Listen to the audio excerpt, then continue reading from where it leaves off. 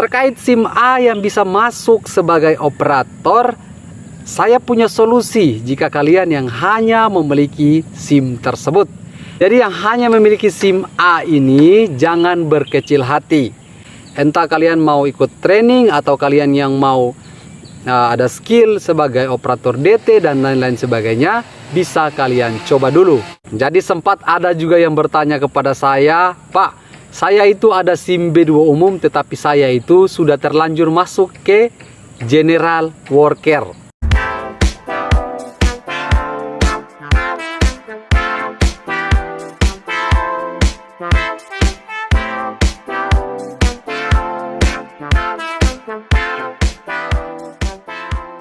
Assalamualaikum warahmatullahi wabarakatuh. Apa kabar teman-teman semua? Halo, saya selalu berharap kalian ini selalu berada dalam lindungan Tuhan Allah Subhanahu wa Ta'ala, dan selalu diberikan rahmat, kesehatan serta kesempatan agar kalian itu bisa melamar pekerjaan di PT IWIP.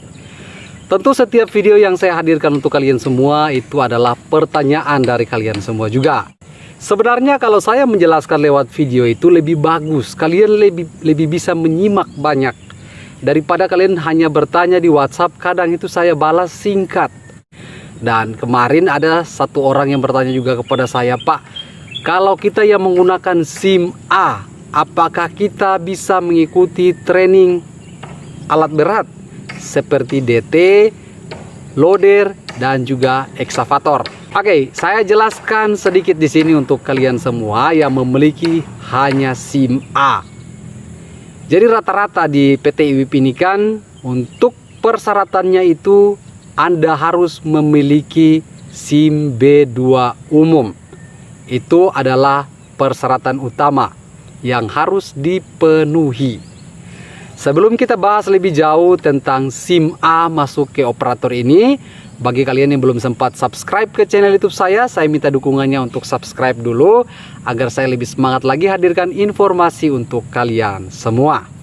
Terkait SIM A yang bisa masuk sebagai operator, saya punya solusi jika kalian yang hanya memiliki SIM tersebut dan tidak memiliki SIM B2 umum.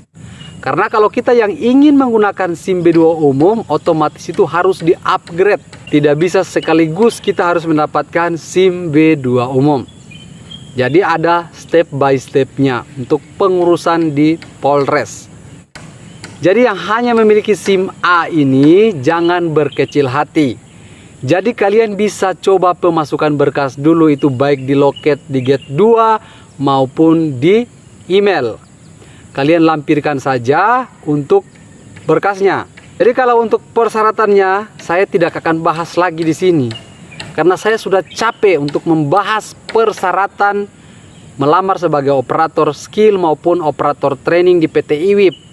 Itu sudah ada videonya, nanti kalian cek. Jadi yang pertanyakan tentang persyaratannya nanti saya tunggu di pantat telinga lagi. Jadi setelah pemasukan berkas nanti di gate 2 ataupun melalui email, saya katakan kalau kalian dihubungi oleh PT IWIP, kalian dibutuhkan itu yang melalui email. Tetapi kalau kalian yang melalui gate 2, kalau berkas kalian diterima, berarti bisa. Jadi dicoba saja. Karena sesuatu yang akan kita lakukan tanpa kita mencobanya, berarti kita tidak akan tahu hasilnya. Ini saya hanya memberikan sedikit gambaran bagi kalian yang memiliki SIM A. Jadi bisa ke Tanjung Uli untuk pemasukan berkas dulu. Kalau kalian diterima, nanti SIM B2 umumnya akan di-upgrade. Jadi dari SIM A akan bertahap, kalian akan mendapatkan SIM B2 umum. Dari mana untuk mendapatkan SIM B2 umum tersebut? Otomatis nanti perusahaan akan mengupayakan untuk mengupgrade SIM B2 umum kalian.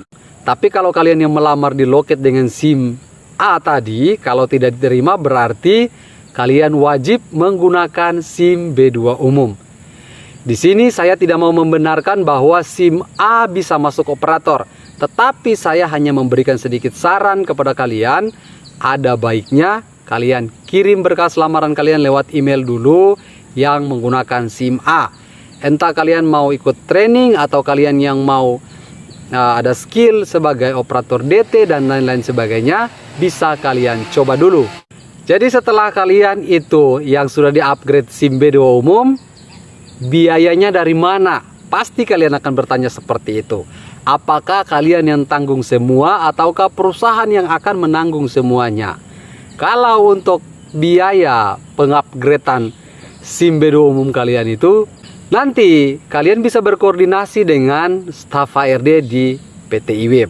Di sini saya tidak mengatakan bahwa semua biaya untuk pengupgradean ditanggung oleh perusahaan, tetapi saya mengatakan di sini ada kemungkinan kalian dengan PT IWIB akan berkongsi 50-50, kalian 50%, perusahaan 50%. Itu versi saya. Saya tidak membenarkan itu. Atau bisa jadi kalian itu yang menanggung 100% untuk biayanya, tetapi dipotong melalui gaji kalian. Jadi sempat ada juga yang bertanya kepada saya, Pak, saya itu ada SIM B2 umum, tetapi saya itu sudah terlanjur masuk ke General Worker. Saya tanya, kamu ada skill ataukah tidak? Dia katakan kepada saya, dia ada skill, tetapi kadang dia hanya membawa Dutro. Oke, kalau kamu yang memang sudah terlanjur untuk masuk ke General Worker, tetapi kamu bisa bawa Dutro, sebenarnya kalau kalian sabar, nanti di setiap divisi itu pasti ada operator Dutro. Minimal itu 6 orang, pasti ada. Tidak mungkin tidak ada, baik di 3 shift tersebut. Shift A, shift B, dan juga shift C. Jadi ke depan itu kalian akan di-upgrade kalau kalian yang bisa bawa Dutro. Karena pengalaman teman-teman saya kemarin yang sudah masuk ke General Worker tetapi memiliki SIM B2 umum, sekarang mereka itu sudah di-upgrade membawa Dutro. Ada juga yang bawa forklift, ada juga yang bawa loader. Tergantung dari divisi kalian yang akan menentukan. Mereka lihat kinerja kalian di lapangan mungkin bagus, kalian juga bisa mengoperasikan unit, berarti kalian akan dites unit. Jika kalian lolos, jadi kalian akan dipakai seterusnya di unit yang kalian kuasai tadi. Kalau di forklift, atau di loader, atau di Dutro, itu berarti kalian sudah paten di situ.